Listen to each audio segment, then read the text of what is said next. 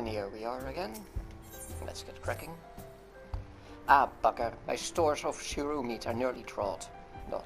The meat is an indispensable ingredient for making my smoked shrew loaves, which are famous for their fantastic flavor. Fortunately, I am no fool. In preparation for this possibility, I have set 2 barrel traps outside our establishment. Alas, I am not accustomed to butchering live beasts. If you could do the deed in my stead and bring me the meat, I can continue to cook. Well, we sure want him to keep cooking.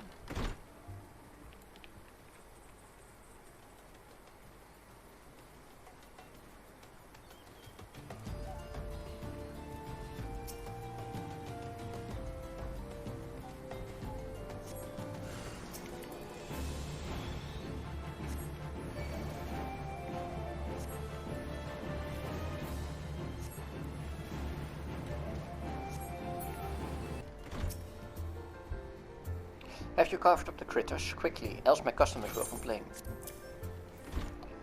The flavor of shrew meat is only bearable if it is prepared within 6 bells of its harvest. Even then, it must still be blended with strong spices and smoked to be considered even remotely edible.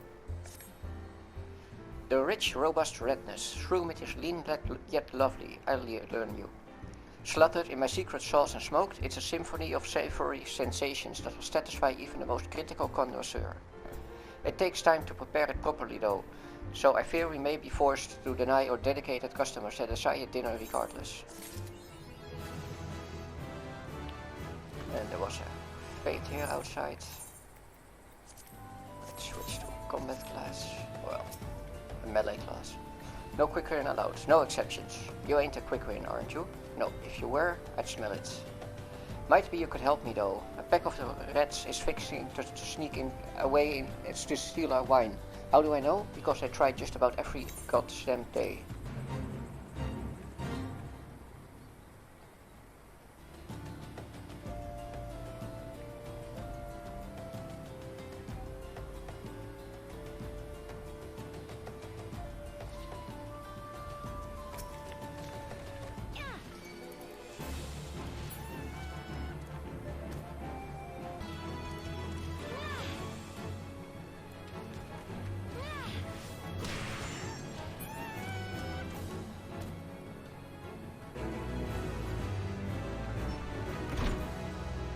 Let's continue the main quest.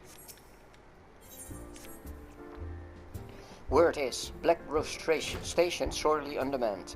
The stone torches there can't get a moment's peace. Bloke by the name of Warin is hoping to bolster their numbers for a short-term assignment or 2. If you fancy putting a few gil extra in your pocket, you could do a lot worse. I had me another business once, same name as this one, drove me into the brink of madness, it did, when I lost me livelihood to the calamity. But a duck in me heels, worked hard, and built myself another coffer and coffin. Good for you.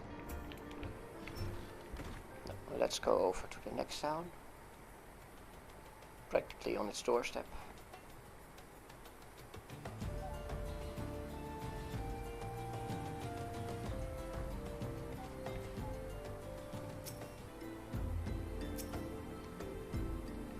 Looking for work, perchance? If so, you couldn't have come at a better time. We stone torches are sellswords hired by Amagina & Sons Mineral Concern to protect its interests. Our primary duty here is to keep the tracks clear of pests, and it is for this purpose that we require your aid. I should point out, however, that it can be messy work, and liable to get messier still if you're ill-prepared. A single piece of gear can mean the difference between life and death, and I'll not have it on my conscience that I sent an ill-equipped adventurer to an untimely demise. See to it that your arms and armor are in order. When you are ready, present yourself to me again. So, are you ready for inspection? Good, everything appears in order. Yet know that naught is guaranteed in this world. Fate is a fickle mistress after all. At any rate, capable adventurers like you are few and far between, and I would not have you throw your life away. I have had to bury too many comrades who brushed aside cracks in their hauberks and dints in their helms. No matter what you face, do not disregard the importance of gear. Saying that to a veteran MMO player. I don't think I will. See that bloke over there? Name's Osbert, and he's hurt bad. Now, it ain't exactly my job to mind his business. I'm a torch, he's a blade. But at the end of the day, we're both people. You know what I'm saying? Any road, I went over to him just earlier, asked what's wrong. But he refuses to tell me, the stubborn bugger. Seems his pride's more important to him than his life. What is it with men and acting tough? I tell myself I've tried, but if the fella ends up kicking the bucket, I don't want that on my conscience. I know this is sudden, but could you try and talk to him into drinking a high potion? I'd sleep a deal better for it. I ain't got one on me, but one of them fellas over yonder sells 'em. Keep an eye on these tracks, and sooner or later you will see one of them Magitech contraptions hauling a train of ore-filled wagons. Do we got problems with thugs and thieves making off with your shipments? Not while the stone torches are on the job. I wonder if that was planned one day, but was cut in development. Probably not. The world is not very dynamic in that regard. Let's get a high potion.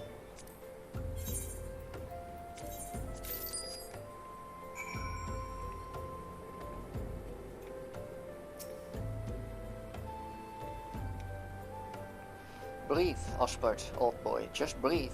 Pain is just weakness leaving the... God damn it, my head. If only I'd saved the high potion, I think this might be the end. Well, I don't really need this, but if you insist, you have my thanks, adventurer. I was resigned to suffering in silence, for I, Osbert the Undying, veteran of countless battles, could not afford to show weakness to my colleagues and our allies. They looked to me for inspiration, you see. To think that I was almost brought down by a gentle blow to the head. Ha ha ha. I was only incapacitated for a few moments, I think. To repay you for your discretion in this delicate matter, I shall share with you my warrior's wisdom.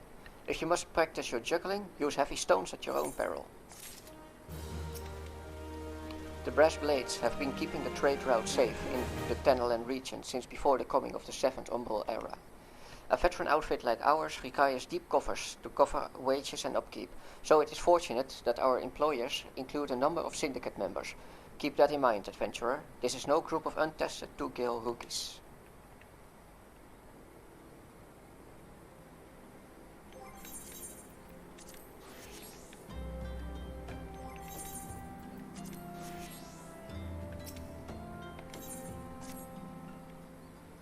Let's get to it then, shall we? Ore wagons pass through this station every day, but not without incident. Wagons coming and going from the dispatch yards to the south must pass through a tunnel by Fresca's watch, a tunnel in which some genius saw fit to put an ore storehouse, creating ideal conditions for a goblin's nest. Goblin. So now the ore-loving beasts have taken up residence in the tunnel we dug, and we're practically delivering meals to their doorstep. But no more. Inside the tunnel in question, you will find a narrow fissure where the goblins hide. Use this silver ore cluster to lure out the creatures, then slay them. The lads and I are in charge of protecting the interests of Amagina and Sons mineral concern, and that means dealing with any threats to the shipment that pass through these parts.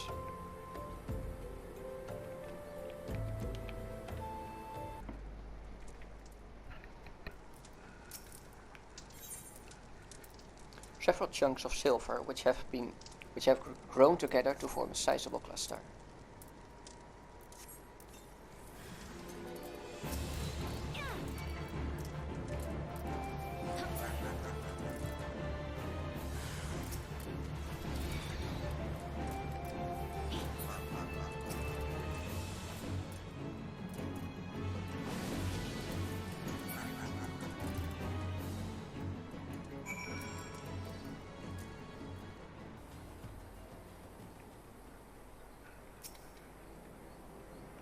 Well done. It shan't be easy work to keep the tunnel free of goblins, but our wagons should be able to go unmolested for a time. Disruptions to the ore shipments threaten not only the interest of Omagina and Sons mineral concern, but of Ulda herself. One might liken these trains to the veins that bear our nation's lifeblood. If only we had more women like you to lend a hand.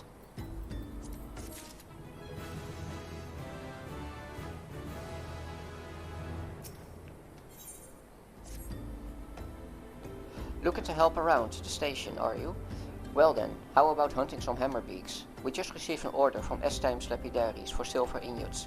They need it to make ceremonial silverware, or so I'm told. However, we've been instructed to refine the ore by melting it in a furnace lined with a layer of bone ash. Since we don't normally smelt silver this way, I've long neglected to restock our stores of hammerbeak grips. Alas, there's no time to order more.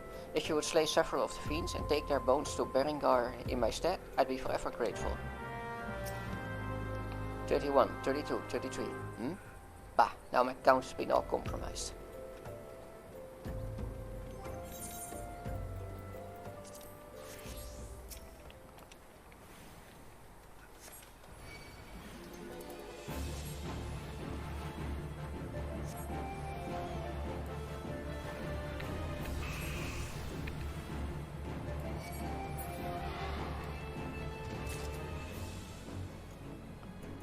Oh, a band of Quickrian bandits has left its camp in search of fresh prey.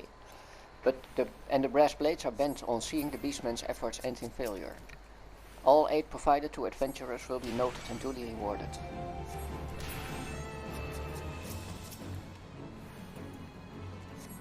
Not much useful there.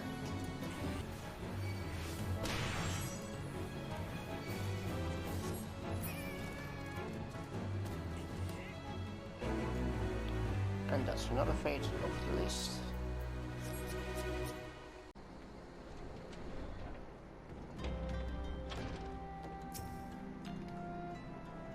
I told her so, I told her. What the hell is that incompetent little runt doing anyway? Rare as orders like this may be, we should always be keeping a hammerbeak grips on hand. The large curved rib of a hammerbeak. Well, I'll be damned. Guess the girl found a way after all. Thanks for the help, adventurer. Don't quite understand it myself, but I'm fella straight set to do it the old way, even though we could be using shards to refine silver faster and cheaper. Well, it ain't my guild, so if that's how they want it, just goes to show that the Taumaturg's Guild has more money than it knows what to do with. Gods, what I wouldn't do to have that kind of problem.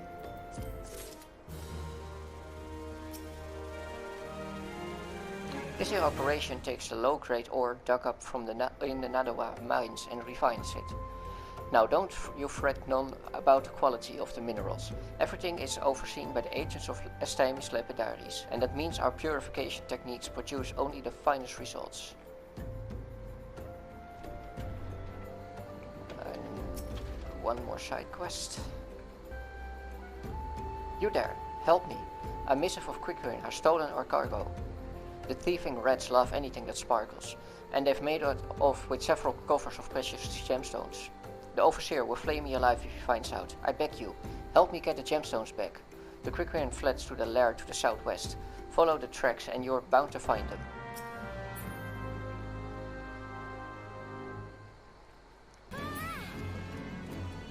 And let's do this fate over here.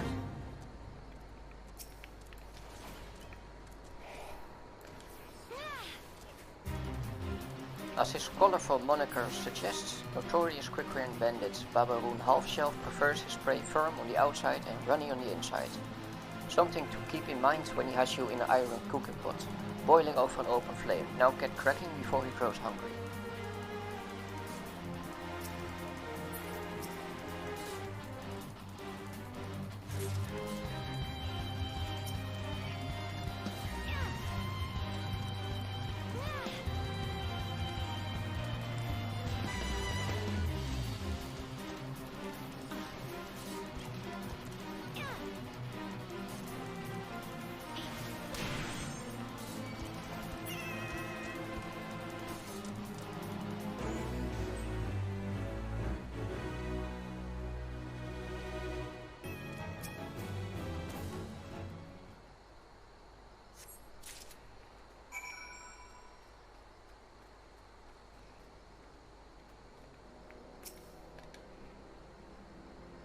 You're back. Please tell me that you've retrieved the gemstones. A metal-clad lockbox used in transporting expensive ores from the concern's mines back to Ulda. Bless you, tries over, adventurer. Thanks to you, my hide will remain intact. It's hard to believe that the Quickrian used to be honest merchants. Some of them even lived in Ulda. But then the beastmen were banished from the city and the Quickrian lost their livelihood. Some turned to thieving and petty crimes to survive. It's a sad tale, but sadder still is that most of the citizens couldn't care less.